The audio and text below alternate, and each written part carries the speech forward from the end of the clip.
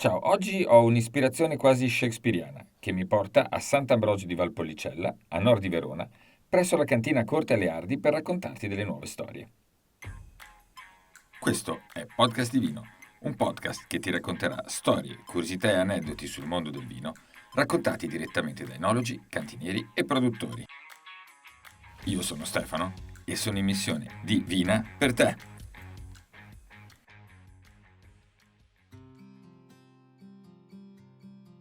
Oggi siamo a Corte Aleardi, a Sant'Ambrogio di Valpolicella, nella zona della Valpolicella classica, a nord di Verona, con Cristina Ferrari che oggi ci racconterà delle nuove storie. Buongiorno. Ciao. Ciao.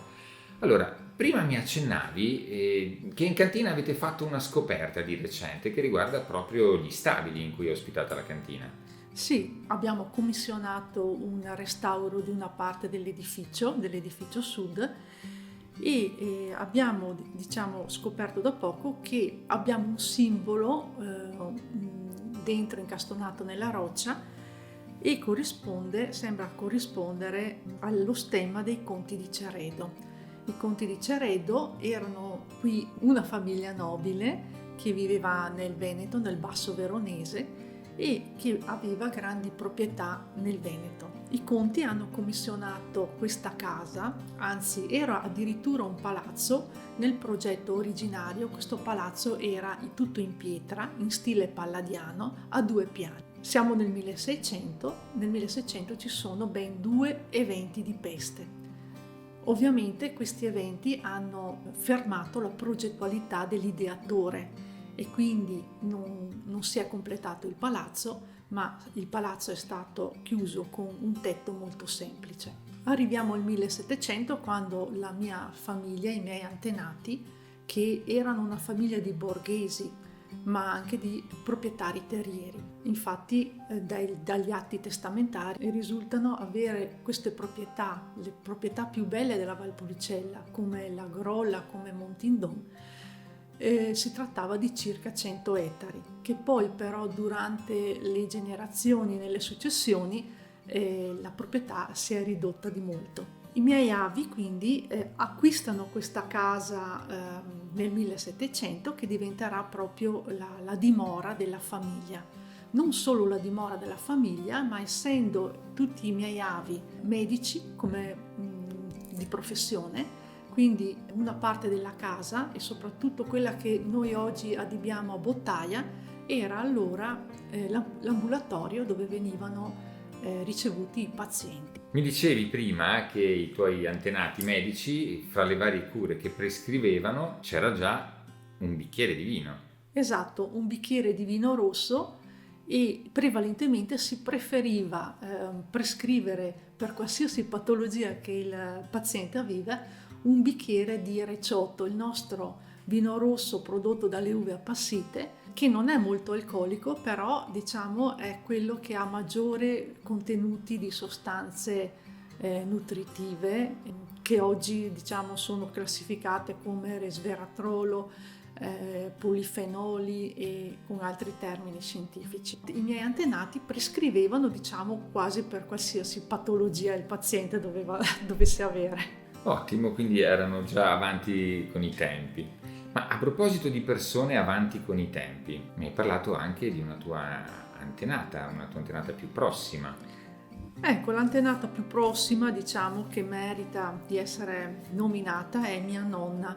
Si chiamava Imogene, un nome molto particolare, un nome di origine greca, ma anche un nome che, come Imogen, lo troviamo nelle opere shakespeariane. E quindi abbiamo pensato di dedicarle in suo onore proprio un'etichetta, che questa etichetta porterà il volto di mia nonna in età giovanile e proprio il nome del vino sarà Imogene. Citiamo la nonna perché era una donna veramente talentuosa, creativa, era un'artista autodidatta, pittrice, compositrice e musicista. Ma oltre a questo lei era la definirei un'imprenditrice audace, perché in tempi difficili, e siamo nel dopoguerra, era vedova e si è trovata questa azienda, diciamo, che era impoverita dai tempi difficili della guerra e lei da sola è riuscita ad implementare l'attività dell'azienda dedicandosi alla vinificazione e alla produzione del vino. Non solo, ma anche alla commercializzazione del vino. A livello di marketing la nonna era già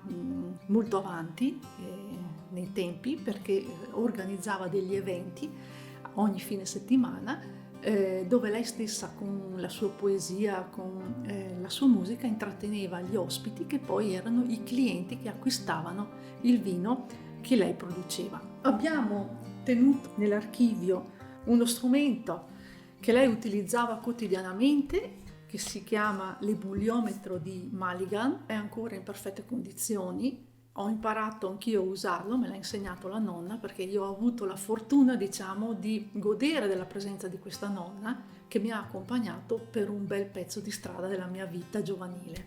E a cosa serviva questo ebuliometro? Ecco, questo ebuliometro, A cosa serve? A cosa serve ancora tutt'oggi? Serve per misurare, però in modo approssimativo, l'alcol presente nel vino. È un sistema molto semplice, diciamo, che viene utilizzato tutt'oggi. Quindi questa nonna ha dato una spinta all'azienda che oggi, mi raccontavi, ha diversi prodotti. Sì, oggi diciamo l'azienda ovviamente poi si è sviluppata molto di più negli anni 90 con le nuove generazioni e quindi siamo arrivati a sviluppare un'azienda a filiera completa dove abbiamo una parte di attività nei vigneti a conduzione biologica, seguiamo direttamente tutta la parte di vinificazione e di affinamento nelle nostre cantine sotterranee e poi anche di imbottigliamento ed infine diciamo il settore commerciale che ormai siamo presenti in molti paesi europei da oltre 25 anni come presenza, quindi vini molto conosciuti, un brand ormai noto. Qual è il vostro vino che ti piace di più? Ah, questa è una domanda interessante perché non è solo un vino. Diciamo che io preferisco il vino che bevo tutti i giorni, che potrebbe essere il mio ripasso preferito. Oppure c'è un vino che preferisco in determinati momenti, soprattutto in buona compagnia, che è ovviamente l'Amarone. Un Amarone da meditazione, così facciamo anche la rima. Cristina, da quanto tempo fate vino voi come famiglia di Cortaleardi? Sono 6 generazioni, noi abbiamo una data diciamo di inizio, 1789, l'anno della rivoluzione francese. I nostri avi, come dicevo, erano di professione medici e chirurghi ed era proprio una tradizione familiare, proprio quasi un obbligo che veniva imposto al primogenito di studiare medicina. Però c'era una grande passione anche per la viticoltura e per il fare il vino. E quindi si è portato avanti nelle generazioni queste due professioni. Hai detto far fare il vino perché all'inizio mi raccontavi la parte prettamente manuale della coltivazione lo svolgevano dei mezzadri. Esatto, c'era la mezzadria che anche questa veniva tramandata di padre in figlio ed è continuata fino al 1970. E quindi la mezzadria si occupava, diciamo, proprio delle operazioni, come si può dire, manuali, quindi la raccolta dell'uva, la coltivazione dell'uva, eccetera, mentre i medici si occupavano della raccolta, quindi delle fasi finali, la contabilizzazione delle quantità di vino che venivano prodotte e si occupavano di più della fase di affinamento del vino, della fase della preparazione finale. Quindi avevano la preparazione finale, il marketing e la fase contabile. E la fase contabile, esatto. Allora Cristina, grazie mille di queste storie e direi che potremo chiudere con un bel brindisi. Esatto, facciamo un buon brindisi con un buon Amarone annata 2015. Alla salute! Salute!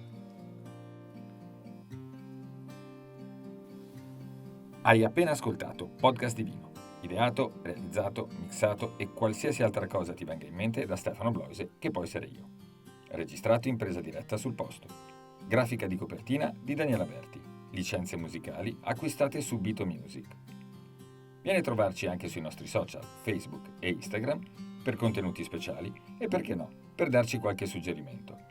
Ti ricordo che puoi ascoltare anche tutte le puntate passate sul nostro sito www.podcastdivino.it.